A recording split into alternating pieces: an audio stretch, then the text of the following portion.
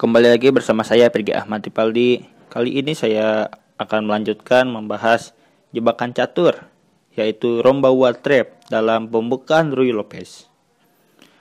Ya, pada video sebelumnya di sini saya membahas apabila benteng putih dan hitam saling memakan. Tetapi di sini saya akan melanjutkan membahas main lain dari jebakan Rombawa Trap apabila putih menghalangi ancaman benteng hitam terhadap benteng putih dengan gajah E3. Ya. Dan selanjutnya di sini hitam dapat melangkahkan kudanya menuju F4 mengancam menteri. Uniknya di sini, satu-satunya langkah baik menteri ialah menteri F1. Sebagai contoh, bagaimana jika menteri menuju C2? Mengamankan menterinya. Tetapi setelah gajah F3, di sini Raja Putih sangat terancam. Pada dasarnya ialah pion tidak dapat memakan gajah. Apabila pion memakan gajah,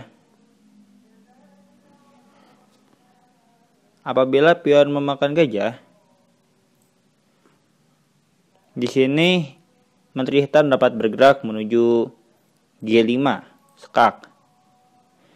Mau bergerak kemanapun, menteri pasti akan menuju ke G2 skak mat. Seperti ini. Jadi pada dasarnya gajah di sini tidak dapat dimakan. Lalu kita lanjutkan lagi. Lalu setelah gajah F3, di sini bagaimana jika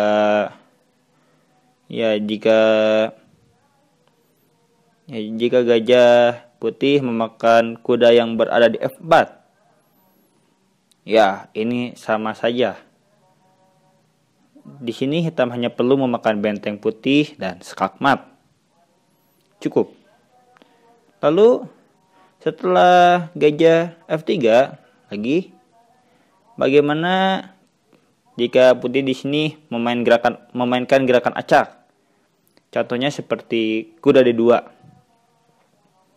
Di sini pion hanya perlu dimakan oleh gajah. Dan ancaman mat 1 oleh menteri di H1. Mau bergerak kemanapun, menteri hitam hanya perlu untuk bergerak menuju H1 pada langkah berikutnya. Di sini putih dapat menunda skak mat, tetapi gerakan menteri menuju H1 tidak dapat ditunda. Skak mat. Jadi sudah jelas bahwa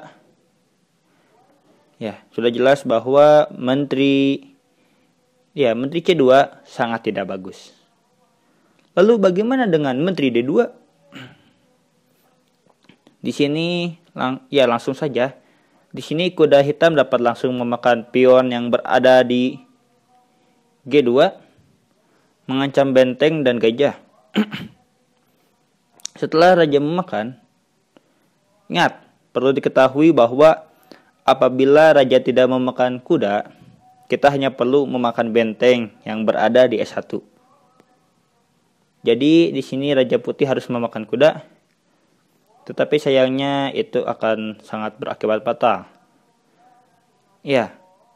Setelah menteri H3 skak dan raja bergerak, di sini gajah hitam dapat bergerak menuju F3.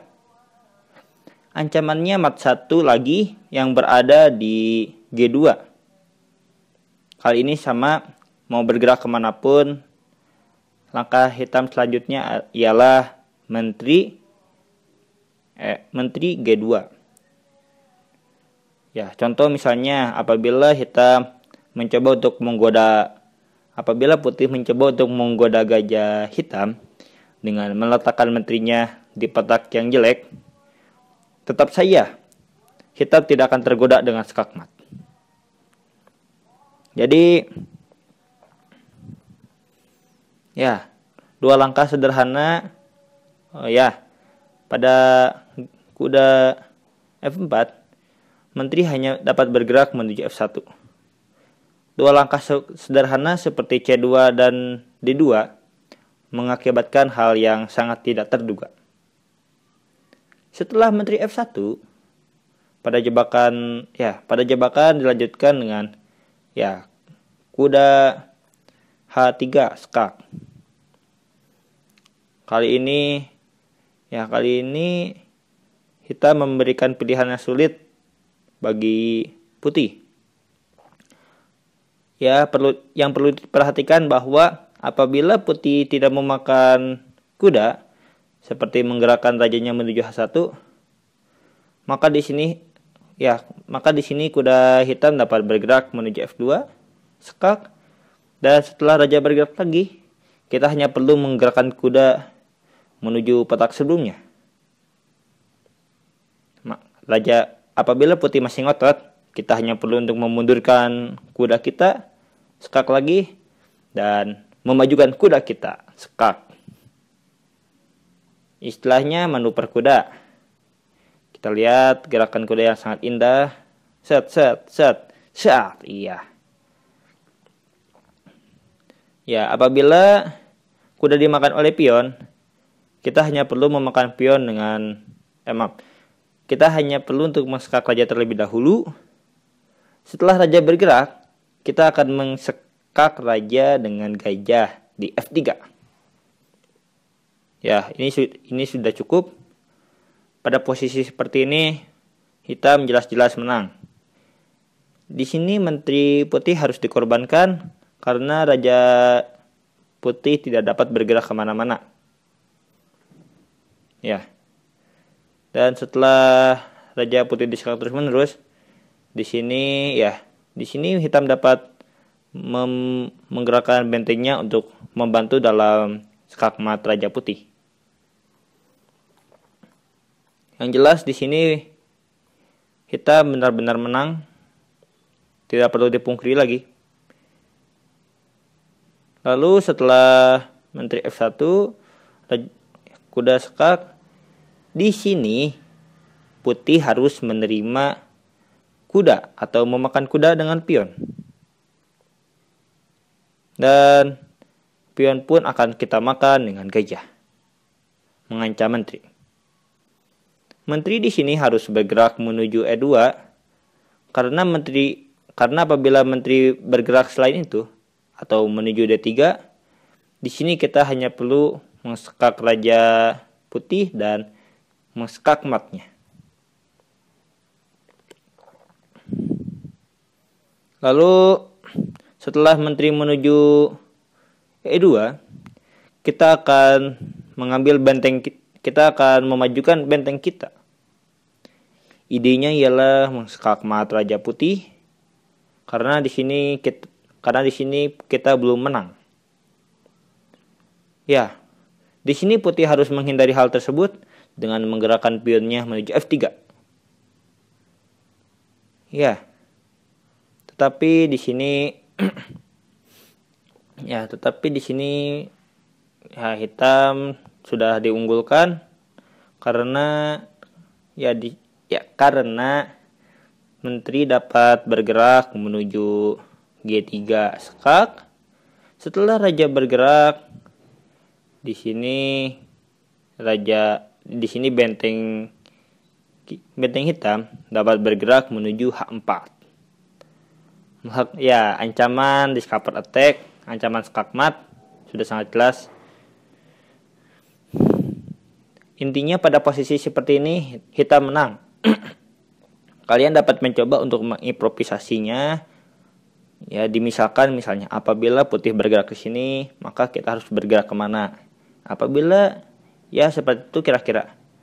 Yang jelas pada posisi seperti ini Pada posisi seperti ini putih kalah. Ya, saya akan mencontohkan satu. Apabila menteri mencoba melindungi raja, kita hanya perlu untuk mensekak raja. Dan setelah raja bergerak, kita makan menterinya. Raja bergerak, kita mundurkan gajahnya dan sekak mat. Yang jelas tidak perlu dianalisis begitu jauh. Tetapi di sini Raja Putih mengalami kekalahan mutlak atau skakmat. Jadi sebenarnya lomba buat rap dimulai ketika gajah E3. Ya, kira-kira seperti ini. Dan kekuatan dari jebakan lomba buat rap sebenarnya berada pada serangan keep sacrifice yang dilakukan oleh gajah gelap hitam. Jadi apabila kalian ingin mencoba untuk membuat jebakan sendiri, di sini saya sangat menyarankan untuk mempelajari grip sacrifice atau pengorbanan gajah klasik. Ya, pada video selanjutnya, video yang akan mendatang, saya akan mencoba untuk membahas hal tersebut. Dan terima kasih atas perhatiannya.